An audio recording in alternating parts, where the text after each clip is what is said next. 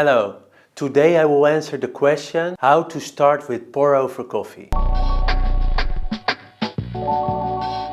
So I was on the internet, I'm surfing, I'm looking around and I see people pouring coffee and enjoying these coffees, and I'm like, okay, I want that too. But then I'm start searching and there's nothing there. There's no video explaining what I need. I will show you all the items I use to make my pour over coffee, and I hope I can help you with it. Because when I started there was not really a guide like this out there, and I really missed it. So that's what I do today. I will tell you what you need to start with pour over coffee. Let's dive in. Part 1. The gear. What you need to start off. So you need a grinder. You can choose between a manual grinder or an electric grinder. So that are your options. Personally, I love the manual grinder because I think it adds to the experience of making coffee. It's a moment to think. Now I will do an impression of the sounds between electric and manual grinding. Electric grinding. Manual grinding. That were very bad impressions, but you get the idea. It's more peaceful if you go for a manual grinder.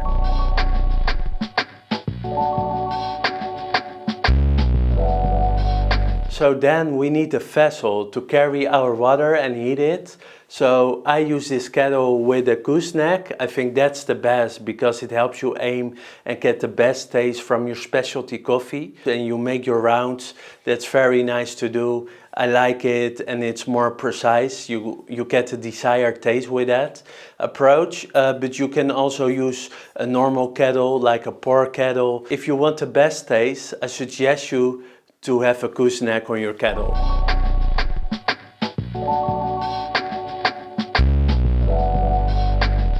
So when you heat your water, you want to go to a desired temperature. It can be 90, 95 depending on your beans.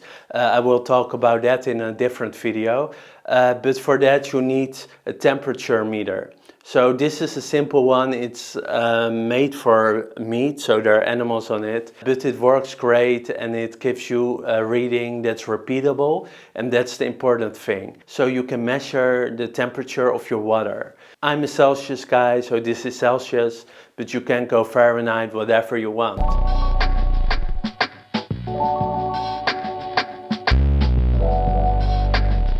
So you grinded your beans.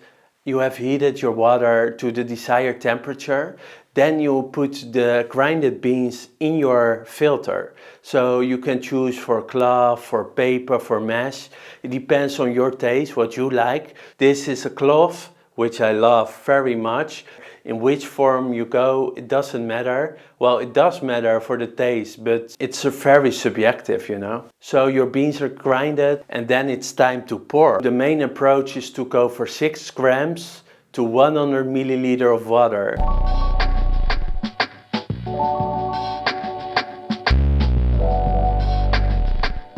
So we need a scale.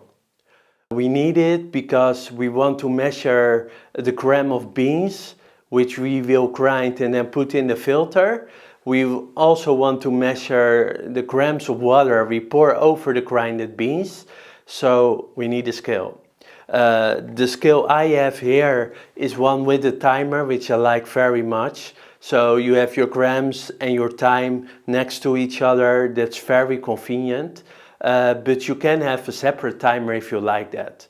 So that's a possibility. You can also use the timer on your phone. That's also possible, whatever you want. But I like to have it in one scale. You see the time and you see the grams of water you pour over. In the 3 pours we do. So that's very important.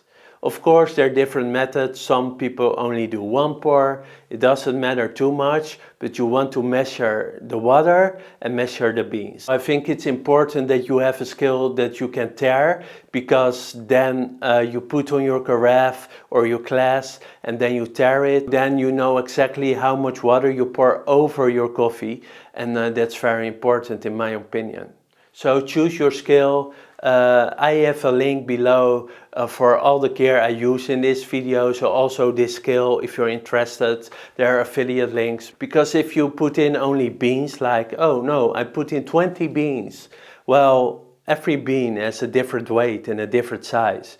So your coffee will not be consistent if you do it that way. So we want to measure the weight of the beans, so we get every time the same cup of coffee if we follow this approach.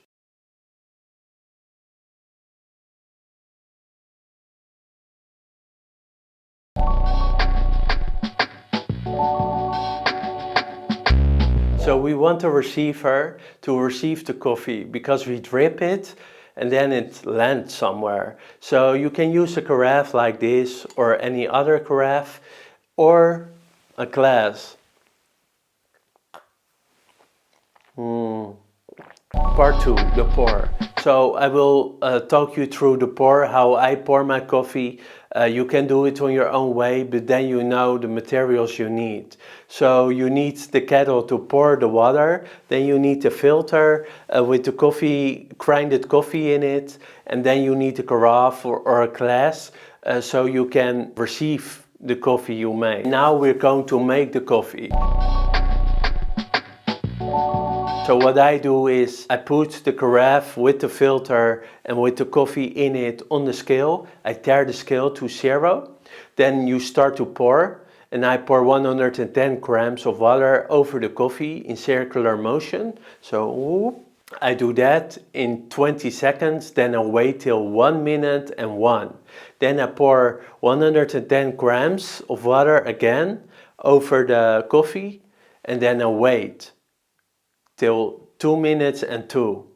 Then I go for the last pour, and I mostly go for a center pour. I wait till 3 minutes and 3. I pull off the filter and I have my coffee. I'm very happy. So then you need a glass.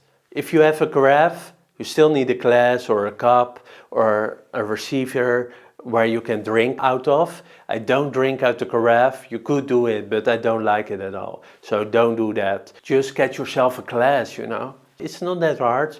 So get yourself a glass or a cup and you pour it in.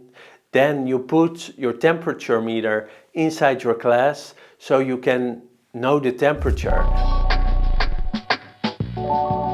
So between 53 degrees Celsius and 44 degrees, it's very tasty. I like it a lot, especially on 44. But the problem with 44 degrees is it gets a little bit cold. Well, it's not cold, but it's warm.